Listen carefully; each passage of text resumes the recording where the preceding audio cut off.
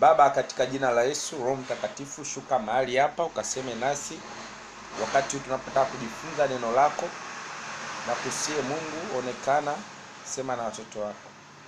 Kwa jina la Yesu naomba kushukuru. Amen. Bwana Yesu asifiwe. Mchana leo nalo neno ambalo nataka kushirikiana nayo kwa damu ya Yesu Kristo. Ninataka kufundisha juu ya aina za marafiki. Aina za marafiki. Katika dunia tunaoishi, tumezungukwa na watu aina mbalimbali, aidha katika kazi zetu, majumbani kwetu. Watu hawa watu ambao kwa namna moja au nyingine wanaathiri maisha yetu ya kila siku. Wakati huu nataka nifundishe kuhusiana na aina za marafiki. Alafu nitaomba. Ninapokuwa nikiomba na kuombea Mungu aweze kukupa watu sahihi, unaweza kusimama na maono yako yakasimama na ukabarikiwa.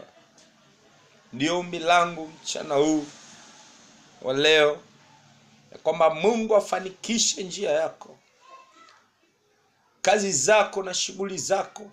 Mungu atengeneze njia, akupe watu sahihi watakao kufanya usonge mbele na sio kurudi nyuma. Na watu hawa ni watu wanaokuzunguka, wanaofanya kazi na wewe, wanaoshirikiana na wewe. Wapo aina katika kusoma kwangu Biblia, una aina nyingi za marafiki. Lakini leo ninataka nielezee aina 3 za marafiki ambao hawa ni watu wanaotuzunguka pamoja nasi. Na utakapofahamu aina hii ya marafiki, itakusaidia wewe binafsi kujua ni jinsi gani unatakiwa kushirikiana na watu, na yupi ni mtu sahihi kwako na yupi sio mtu sahihi kwako. Haleluya. Amen. Basi naomba kaa tayari basi usikilize neno hili kwa kifupi kabisa. Nitaongea na wewe na Roho Mtakatifu akusaidia, afungue fahamu zako, upate mwanga ili ujue njia sahihi ya kuendea wakati huu ulipo katika dunia hii na upo katika shughuli zako mbalimbali. Mungu akusaidie. Haleluya. Aina 3 za marafiki. Aina ya kwanza ya marafiki ni watu wale ambao ni marafiki ambao unapokuwa nao ukiwashirikisha maono yako, huwa ni watu wanaopenda kukatisha tamaa. Biblia inasema katika kile kitabu cha Samuel wa kwanza sura 17 mstari wa 28, alikuwepo kijana mmoja alikuwa anaitwa Daudi. Biblia inasema katika kile kuanzia mstari wa 28, Daudi alipoamua kuchukua hatua ya kusonga mbele kwenda kupigana na Goliath, Biblia inasema wakainuka marafiki ambao walikuwa ni watu wa karibu, na mbaya zaidi walikuwa ni ndugu zake. Wakawa ni wa kwanza kumkatisha tamaa ili asiweze kufikia katika ushindi ambao Mungu tayari alikuweka mbele yake.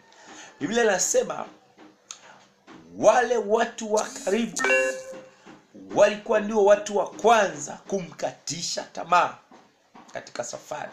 Hii ni aina ya kwanza ya marafiki ambao ninaona mbele yako. Ni watu ambao wanapenda kukukatisha tamaa katika safari yako na kazi zako. Lakini unapofanikiwa, ndio wa kwanza wa kujiungamanisha na wewe. Mwingine hata anaweza kawa sio rafiki yako, atasema huyu ni rafiki yangu, huyu ni ndugu yangu, tumekuwa pamoja, tumesoma pamoja. Hii ni aina ya kwanza ya marafiki. Na mchana wa leo, marafiki wa namna hii ni marafiki wasiokufaa. Kama una marafiki ambao siku zote wanapenda kukatisha tamaa, hawa ni kikwazo katika maisha. Kuwa makini, mtu wa Mungu, ili Mungu aweze kukubariki na kufungua milango.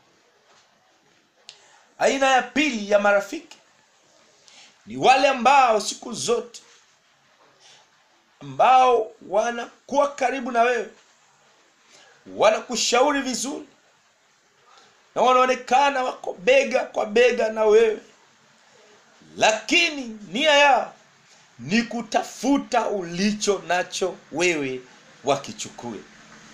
Haleluya! Hawa ndio aina ya pili ya marafiki. Yaani watu hawa ni watu ambao wanaonekana wako na wewe, wanatembea na wewe, wanakushauri, lakini nia yao ni kutafuta ulicho nacho wakichukue.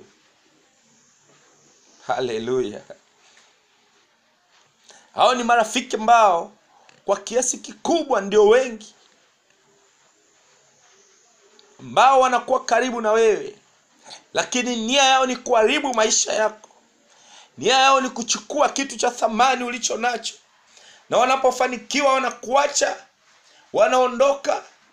Watu hawa huwa wanatumwa na Ibilisi kabisa kwa ajili ya kuharibu maisha yako. Haleluya! Ni marafiki ambao wasiokufaa katika maisha yako.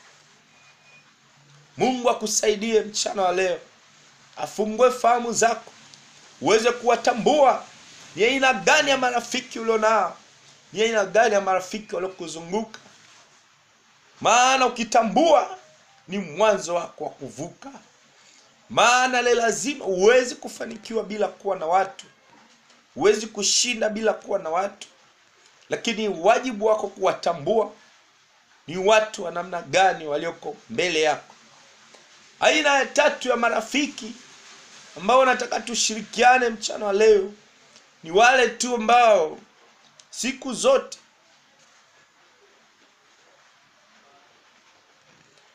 wanalia pamoja na wewe. Unapohuzunika, wanahuzunika na wewe.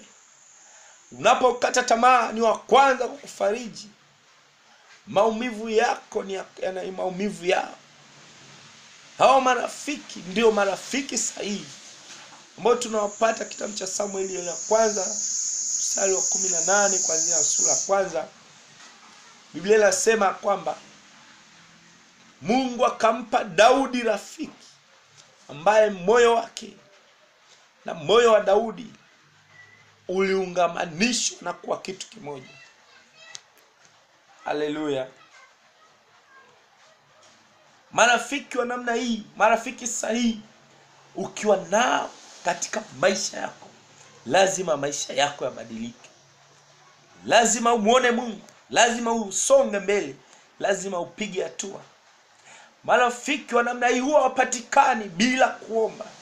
Ni lazima umuombe Mungu akupe marafiki sahihi katika maisha yako. Unapokuwa ukiamka asubuhi, mwambie Mungu, nipe marafiki sahihi watakaonifikisha katika hatima yangu, na niondolee marafiki wabaya wenye nia kuharibu maisha yangu. Hiyo ni maombi yako unayotakiwa kuyaomba kila siku. Ni maombi unayotakiwa kuyaomba. Ni maombi unayotakiwa kumwita Mungu na kumwambia Mungu akupe marafiki sahihi. Marafiki hawa wanapatikana maombi peke yake. Roho Mtakatifu akusaidie mchana huwa leo na kuleta mbele za Mungu na kutamkia uwepo na ulinzi wa Mungu juu yako.